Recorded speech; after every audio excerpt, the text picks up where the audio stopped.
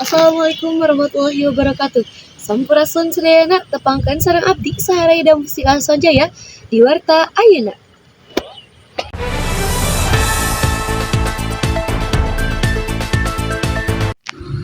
Majalengka kaleuwihan produksi pare jeung jago.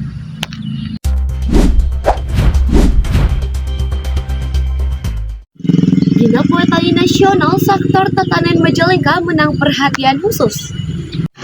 Bupati Majalengka Eman Suherman babarengan jeung Wakil Menteri Pertanian Sudaryono ngiluan panen raya di Desa Karya Mulya, Kecamatan Kandahaur, Indramayu, Rebo 24 September 2025. Cek Bupati Eman, tatanan di Majalengka masih kene surplus, utamana dina pare jeung jagung.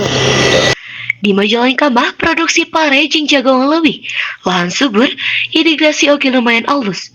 Produksi urang teh leuwih di Kabupaten Sorangan, jadi bisa ngirim keluar Majalengka oge. Cek Eman, Kamis 25 September 2025. Produksi panglobana aya di Kecamatan Majalengka, utamana di Bantarujeug, Maja jeung Banjaran. Ya kaleuwihan nguatkeun deui posisi Majalengka minangka salah sahiji lumbung pangan Jawa Barat jeung ngarojong kana ketahanan pangan nasional. Data tahun 2024 nyebutkeun produksi gabah di Majalengka ngahontal 160.000 ton.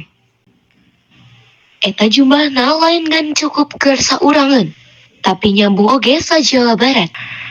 Cek Kepala DKP Tilu Majalengka, Gatot Sulaiman, lahan tanahna ayeuna aya 30.880 hektar.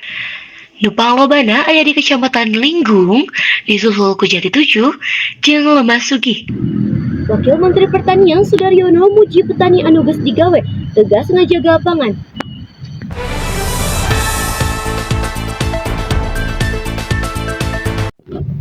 Sakitu wae warta ti abdi saha musik langsung ya. Hatur nuhun. Wassalamualaikum warahmatullahi wabarakatuh.